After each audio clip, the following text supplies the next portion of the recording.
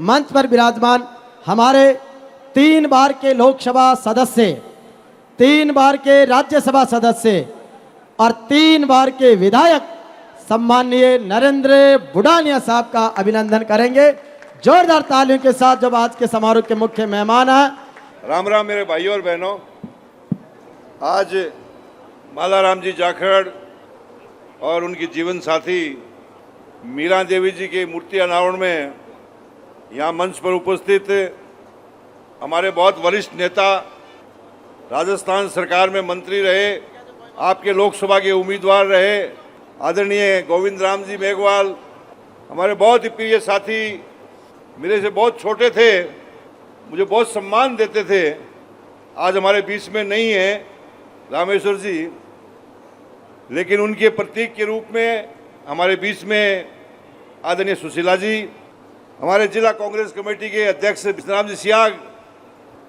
हमारे बहुत प्रिय साथी जिनको बीकानेर के लोगों ने खो दिया, गंवा दिया उस हीरे को, आज वो विधानसभा में होता तो मैं समझता हूँ उसका जलवा अलग ही होता। भाई राजेंद्र जी मोंड, हमारे प्रिय साथी, आपके यहाँ से कई बार विधायक रहे, मंगलाराम जी गोदारा और सम्मानित मंच उपस्थित मेरे किसान भाइयों और मेरी प्यारी प्यारी बहनों, मैंने हरिराम जी किवाड़ा जो 400 किलोमीटर से चल के आए हैं आपके बीच में, मैंने जो तारानगर में युद्ध लड़ा उसके नायक हरिराम जी थे। 25 दिन मेरे साथ रह करके इन्होंने मेरी मदद की, मैं कभी जीवन में भुला नहीं सकता। साथियों, मालाराम जी से मेरे बहुत अच्छे संबंध थे और अपने बेटे की तरह मानते थे। मालाराम जी का परिवार के सारे लोग, भंवर जी और सारे लोग मेरे पास मिलने के लिए तारानगर आए। मुझे पूछा कि आप कहाँ हो, मैंने कहा मैं तारानगर आया हुआ हूं, कि मिलना चाहते हैं। मैंने कहा आ जाइए, आपका स्वागत है। उन्होंने कहा अपनी मृत्यु से पहले कि कोई भी काम करोगे नरेंद्र बुडानिया से जरूर पूछ के करोगे। उनकी मूर्ति का अनावरण है, अपने हाथों से जगह तय करके गए और कहा मूर्ति का अनावरण बुडानिया जी से करवाना है। मैंने ना तो कहने का सवाल ही नहीं था, थोड़ा डर था कि आज आखा तीज है, बहुत बड़ा सावा है, आपको भी दिक्कत आएगी, आने वाले को भी दिक्कत आ सकती है। मेरे मन में आया कि मालाराम जी तो मेरे अपने थे, मेरा फर्ज बनता है कि मैं उनका बड़ा स्वागत कराऊं। तो हमारे राजस्थान के मुखिया, हमारे प्रिय साथी, हमारे प्रदेश अध्यक्ष डोटासरा जी से कराने का हमने निर्णय लिया। इनको मैंने कहा कि मेरी इच्छा है, मैं तो उपस्थित रहूंगा ही रहूंगा, लेकिन इतना सम्मान उनको मिलने का हक है। लेकिन जोग संजोग से उनका स्वास्थ्य अच्छा नहीं होने के कारण सुबह 7:15 बजे हमें सब निकलना था जयपुर से। उनका फोन आया कि मेरा तबीयत अचानक खराब हो गई, तेज बुखार है। उनके घर के सामने ही एक बहुत बड़े डॉक्टर रहते हैं, मेरे मित्र, बिल्कुल घर के सामने।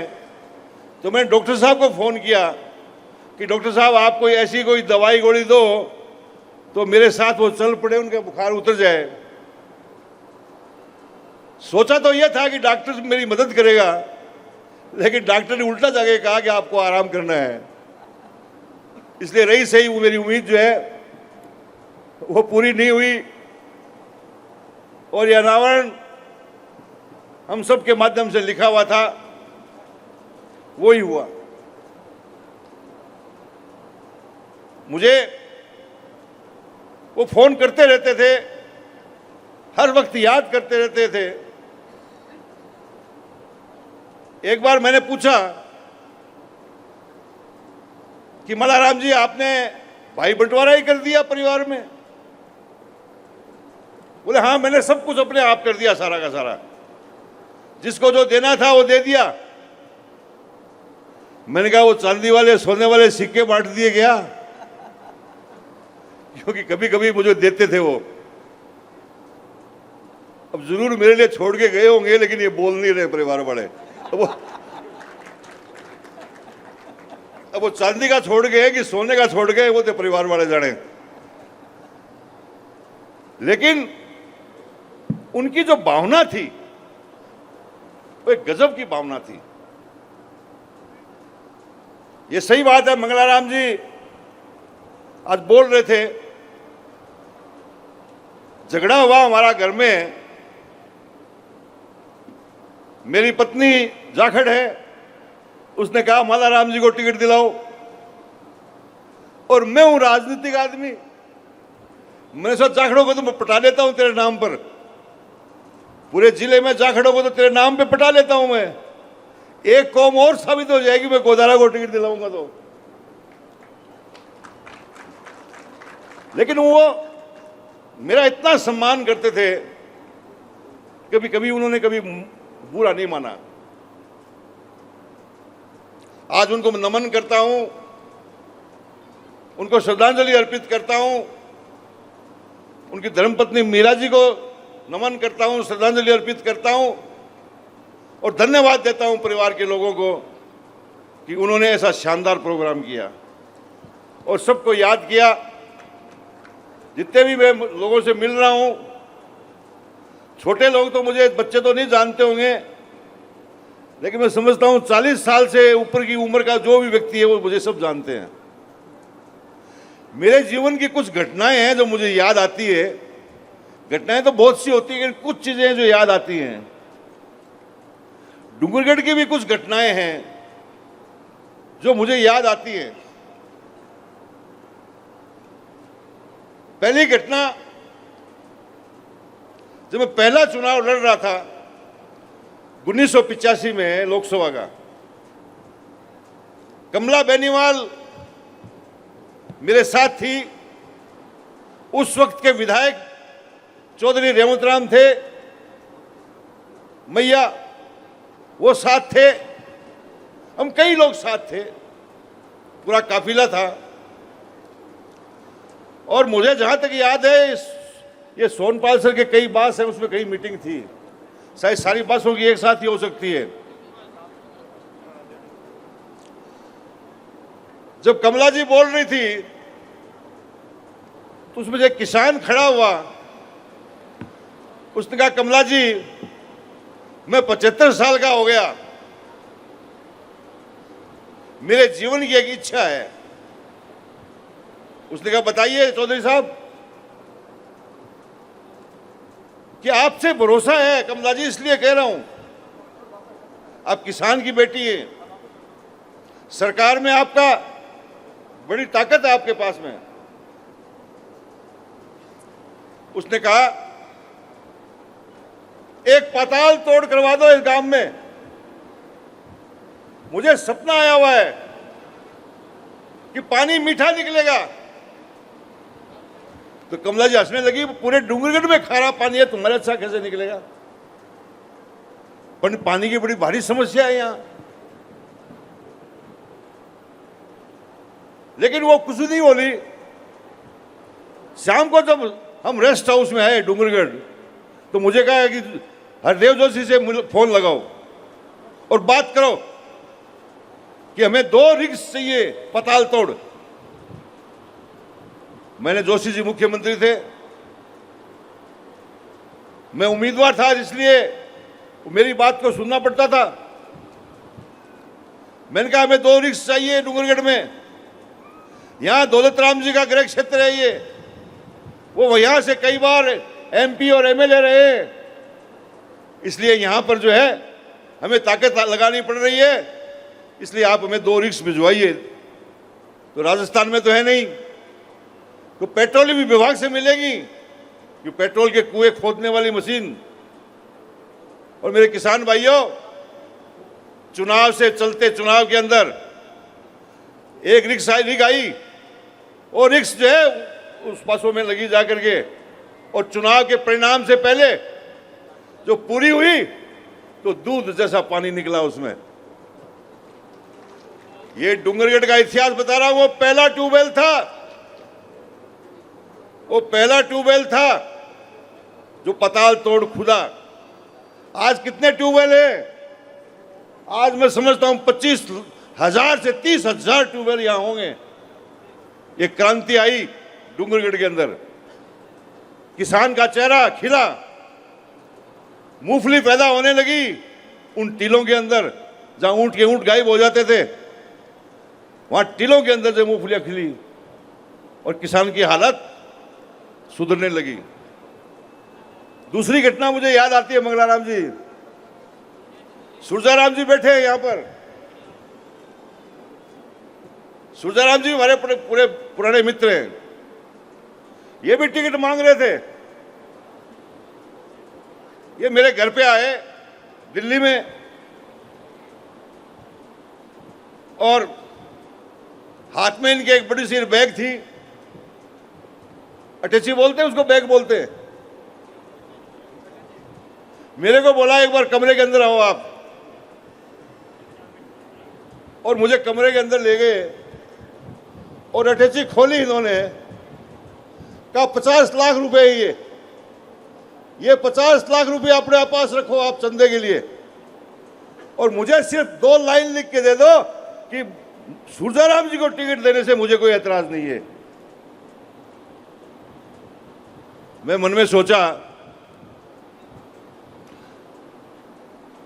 मैं उस परिवार का सदस्य हूं जिसने पूरी जिंदगी जनता के लिए न्यौछावर कर दिया, आजादी की लड़ाई लड़ी, जेलों में भरे रहे, जमीन जायदाद सब बिक गई, तब भी वो नहीं बिके। साधुल सिंह जी ने कहा था मेरे दादाओं को कि इंदिरा गांधी कैनाल पे जितनी जगह ले लो, एक बार साधुल सिंह जिंदाबाद बोल दो। उनका नहीं, साधुली बाई के अलावा कुछ नहीं बोलेंगे। मैंने कहा आज मुझे इन पैसों से खरीदने आए हो? सूरजाराम जी मैं लिख के दे देता आपको, लेकिन आपने जो पैसे दिखा करके मेरी आत्मा को झंझोड़ा है, मैं आपके से दस्तखत नहीं कर सकता। वो घटना मुझे हमेशा याद आती है कि सूरजाराम जी बड़े पैसे ले लेता तो मेरी आज हालत क्यों होती है, मैं भी पैसे वाला हो जाता। वो घटना मुझे हमेशा याद आती है, और मैं क्षमा भी मांगता हूं उनसे, प्रधान जी से, कि मैं आपकी मदद नहीं कर पाया। साथियों, घटनाएं आदमी की घटती हैं, याद आती हैं। डूंगरगढ़ ने जो मुझे प्यार दिया वो मैं कभी भुला नहीं सकता। डूंगरगढ़ ने पहले चुनाव में जो आशीर्वाद दिया, जो ताकत दी, वही ताकत आज काम आ रही है।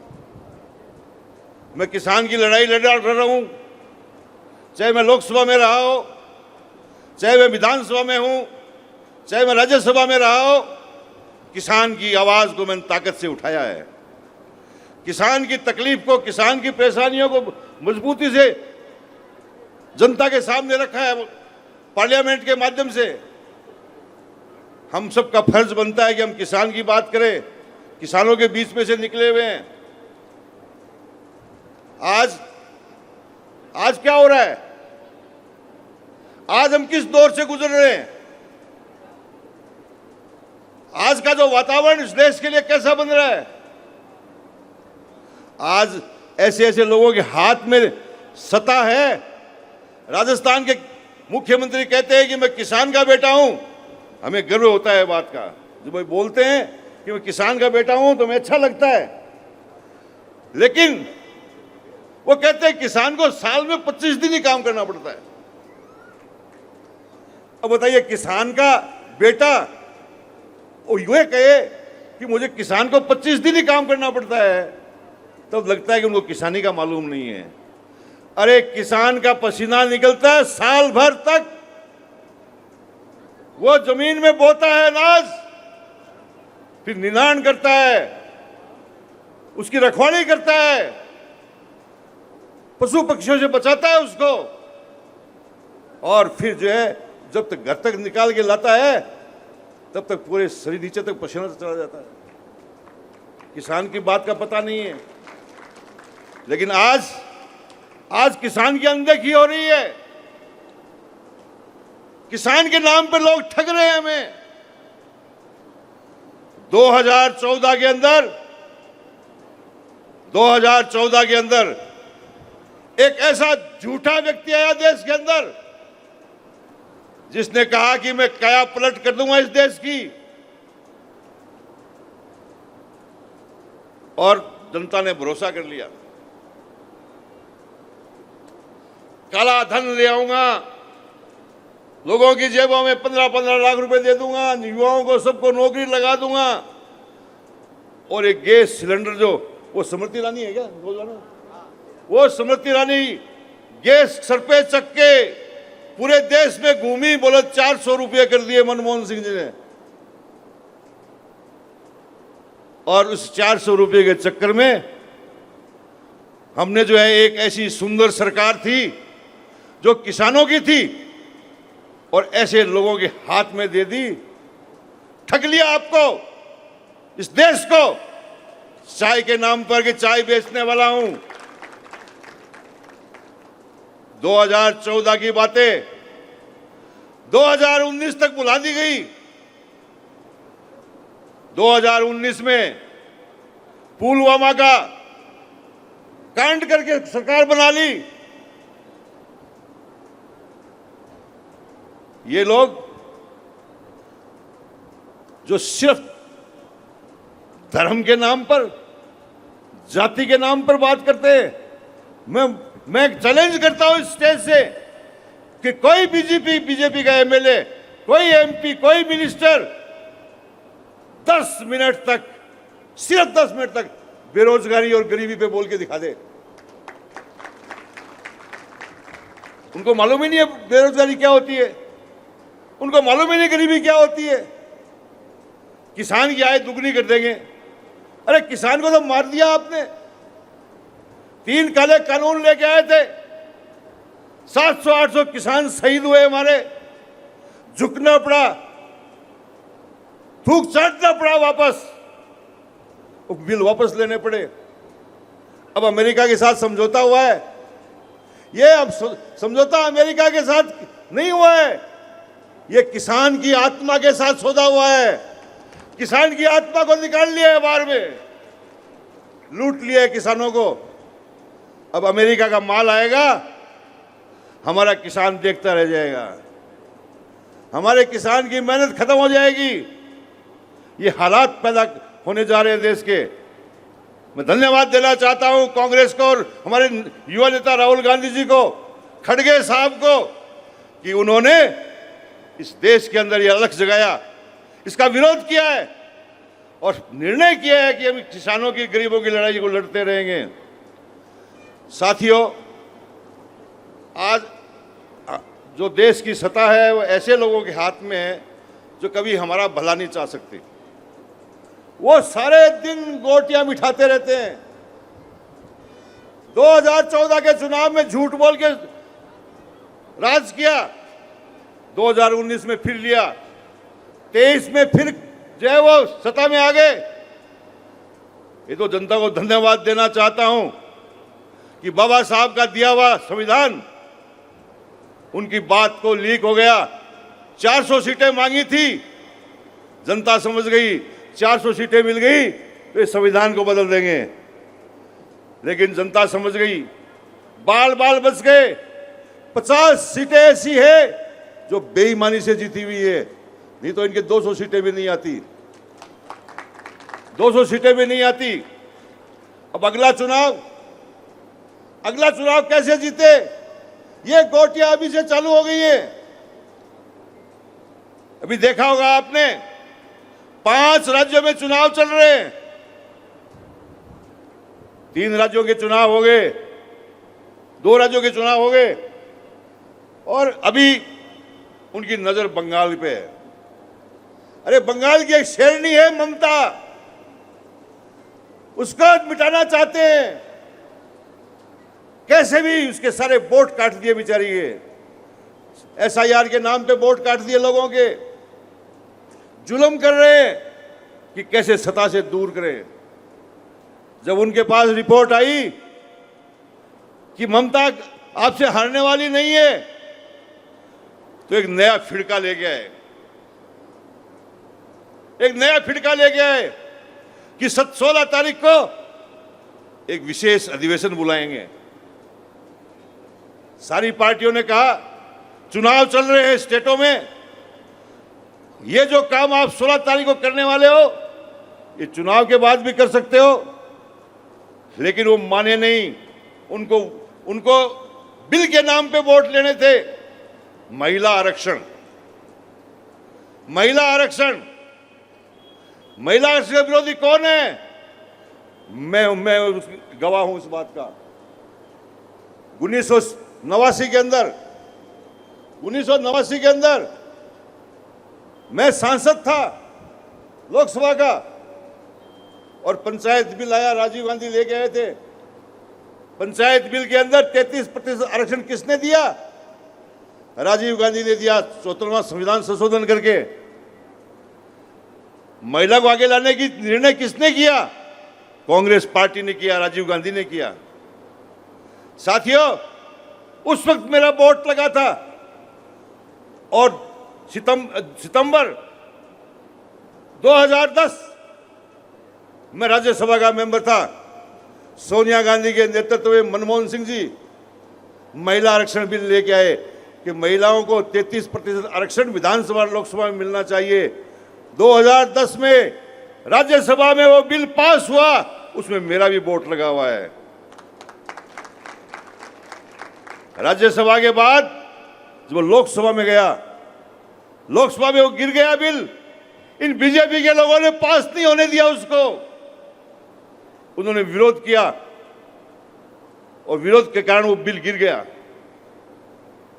साथियों, मेरी बहनों, 2023 में फिर बिल आया।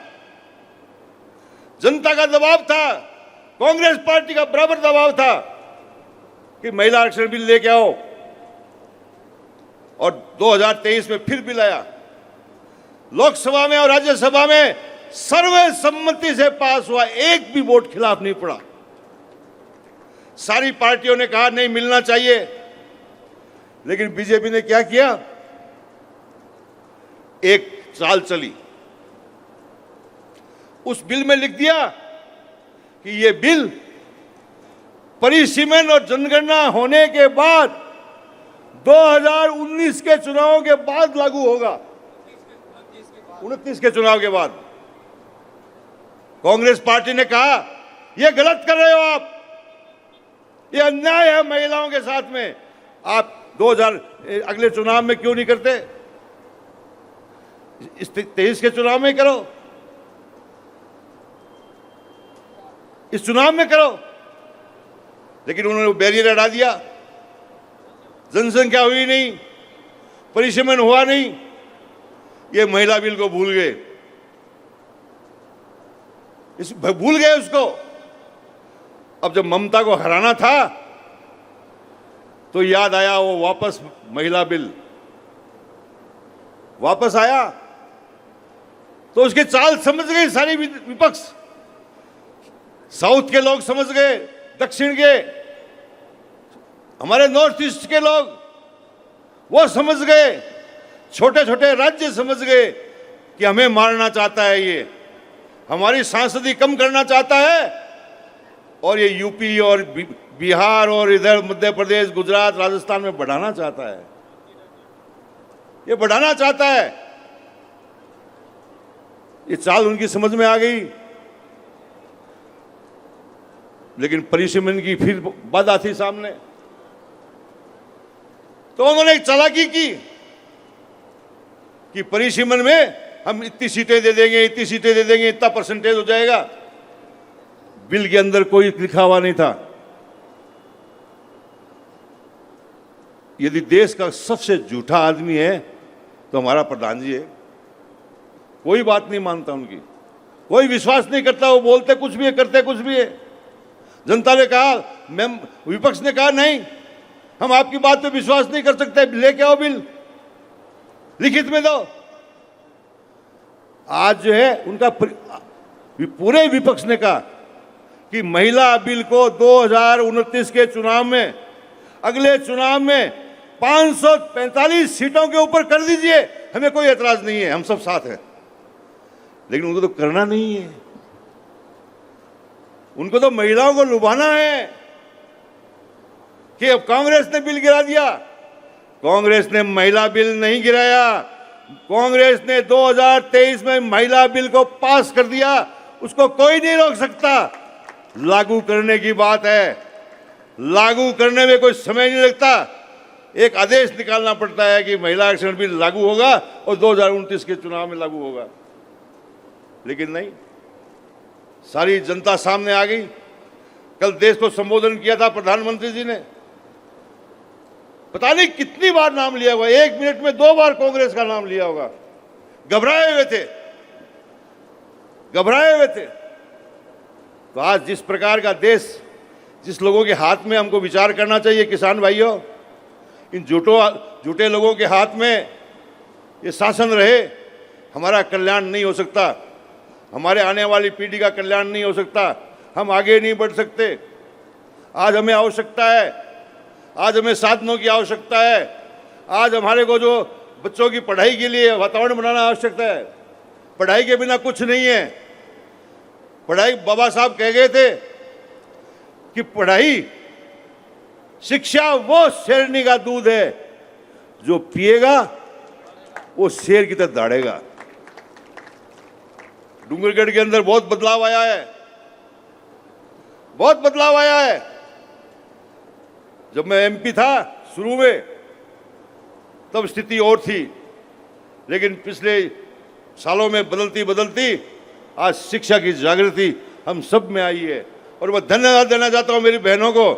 जब राजेंद्र बोल रहा था तो सारी महिलाएं तालियां बजा रही थी, क्योंकि ये अपने बच्चों को अच्छी शिक्षा देना चाहती है, उनको काबिल बनाना चाहती है। आज अब जिस जमाना चल रहा है, इस जमाने के अंदर में बच्चों को नहीं पढ़ाया तो हम बहुत पिछड़ जाएंगे, बहुत पिछड़ जाएंगे। अब मैं अंतिम दौर में आता हूं। 2 मैंने बात बताई कि मुझे याद आती है, तीसरी बात भी याद आती है, नहीं बताऊंगा तो अधूरी रह जाएगी।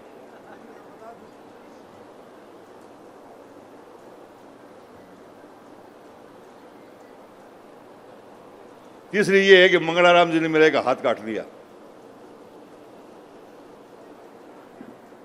एक मेरा हाथ काट दिया जो इस जीवन में कभी नहीं भूल सकूंगा। डूंगरगढ़ को बीकानेर में ले गए। ये डूंगरगढ़ चूरू की आत्मा थी। जब तक डूंगरगढ़ चूरू में था, चाहे वो जिला परिषद हो, चाहे वो लोकसभा हो, चाहे वो कोई चीज पंचायतें हो, सारी कांग्रेस के हाथ में हुआ करती थी। लेकिन जब से डूंगरगढ़ निकला है, हम आपकी तरफ देखते रहता थे। दिशा और दशा दोनों बदल गई, दोनों बदल गई। ये बात मुझे याद रहती है।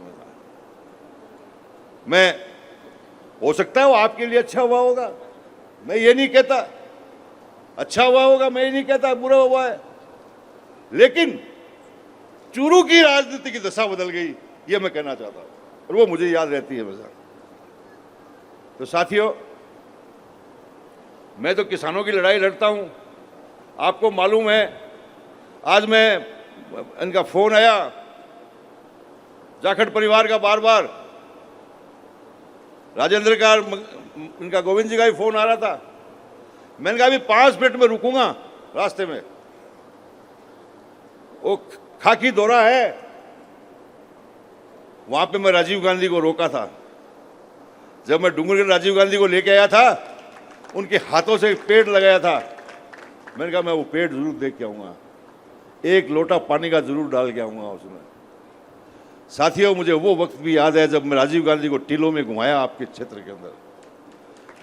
प्रधानमंत्री के रूप में 18 गांवों का दौरा कराया मैंने। आजादी के इतने साल बाद ना तो प्रधानमंत्री ने ऐसा दौरा किया, न कर पाएगा आगे भविष्य में। प्रधानमंत्री को मौका, टाइम नहीं मिलता जिला मुख्यालय पे आने के, प्रदेश के मुख्यालय पे आने का, उसके लिए भी सोचना पड़ता है।